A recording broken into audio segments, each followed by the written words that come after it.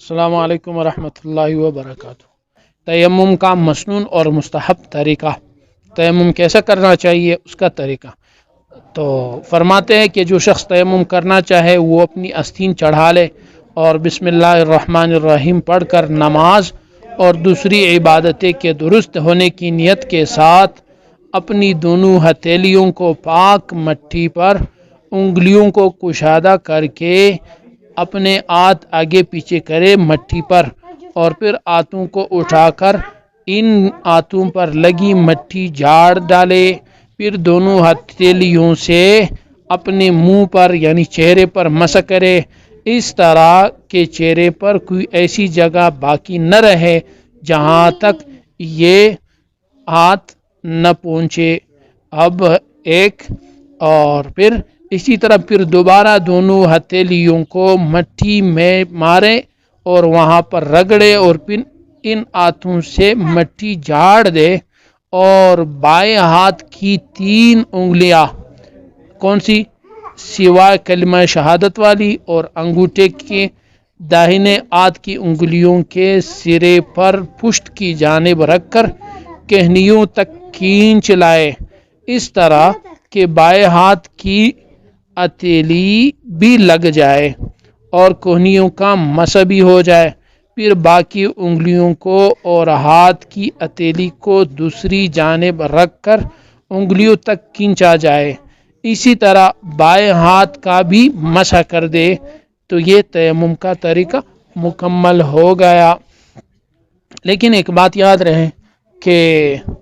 وضو اور غسل دونوں کے تیمم کا یہی طریقہ ہے، اور ایک ہی تیمم دونوں کے لیے کافی ہے اگر دونوں کی نیت تیمم کرنے سے پہلے دونوں کی نیت کی جائے۔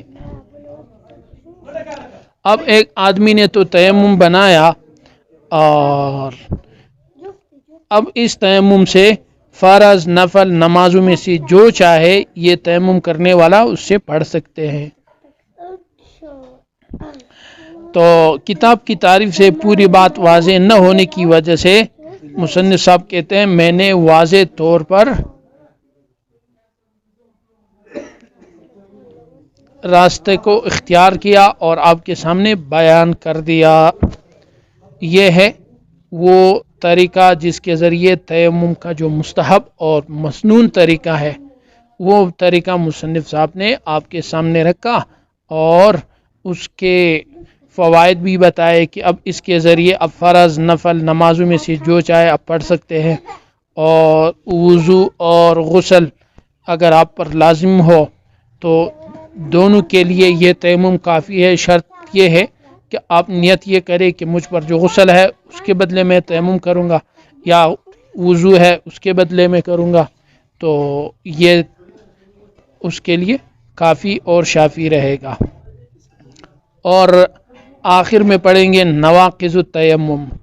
وہ چیزیں جو تیمم کو توڑنے والی ہے وہ آپ کے سامنے بیان کیے جائیں گے۔ سب سے پہلا، ہر وہ چیز جس سے وضو ٹوٹ جاتا ہے اسی چیز سے تیمم بھی ٹوٹ جاتا ہے۔ مطلب ایک آدمی نے پانی نہ ہونے کی وجہ سے تیمم بنایا، اب تیمم کے بعد ہر وہ چیز اس بندے کو لاحق ہوا جس سے وضو ٹوٹتا ہے تو اس بندے کا تیمم بھی اسی چیز سے ٹوٹ جاتا ہے۔ بہت آسان سا مسئلہ۔ دوسرا، جس سے تیمم ٹوٹ جاتا ہے، پانی کے استعمال پر قادر ہو جانا، اور وہ عذر جس کی وجہ سے اس بندے نے پانی چھوڑ کر تیمم کیا تھا وہ عذر ختم ہو جانا، تو اس صورت میں بھی یہ بندہ تیمم اس کا ٹوٹ جاتا ہے جب یہ پانی کے استعمال پر قدرت رکھے، یا وہ عذر جس کی وجہ سے اس نے تیمم اختیار کیا تھا وہ عذر دور ہو جائے۔ مثال کے طور پر جیسے پانی کا نہ ہونا، یا دشمن کا خوف تھا وہ پھر ختم ہوا، یا بیماری کے بڑھنے کا اندیشہ تھا اب وہ اندیشہ نہیں رہا، ان جیسی دوسری چیزیں جن کی وجہ سے اس شخص نے تیمم کیا تھا، لیکن اب وہ عذر، وہ بیماری یا پانی کا نہ ملنا، وہ باتیں دور ہو گئی، اب ان کو وہ چیزیں میسر ہو گئی، لہذا اس بندے کا تیمم ٹوٹ گیا خود بخود، اور اب اس پر لازمی ہے کہ وہ وضو بنا لے، اور اس وضو کے ذریعے اپنا نماز ہو، تلاوت ہو، جو بھی ہو اس کو جاری رکھے.